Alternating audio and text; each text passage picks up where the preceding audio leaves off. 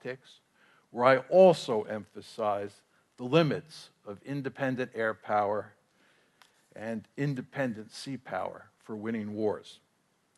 Furthermore, when the Vietnam War finally came to an end in the mid-1970s and the United States refocused its attention on Europe, I argued that the Army was of central importance for deterring a Warsaw Pact attack and that extra defense dollars should be spent on buying additional armored divisions and mechanized infantry divisions and the tactical aircraft to support them, rather than on procuring more aircraft carriers or more nuclear weapons. But the Asia-Pacific region is not Europe.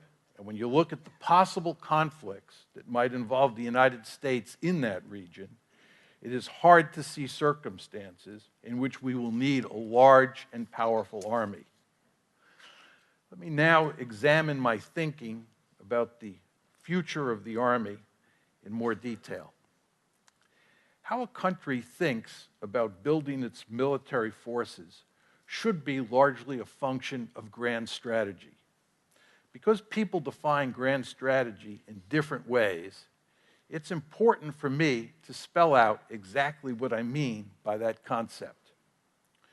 For me, fashioning a grand strategy involves answering three specific questions. First, what areas of the world are strategically important? In other words, what areas of the world are worth expending substantial blood and iron? Second, what are the main threats in those regions of the world that might require a military response? Third, what kinds of military forces are necessary to counter those threats? To be a bit more specific, what are the optimum mix of forces for deterring adversaries and defeating them if deterrence fails and war breaks out? It seems to me that when today's Army leaders talk about why we need a large and powerful Army, they rarely make the case by framing it in terms of American grand strategy.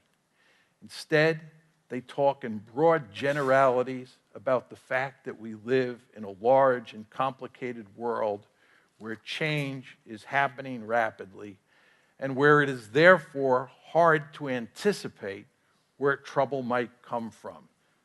They maintain that we have to be prepared for a wide variety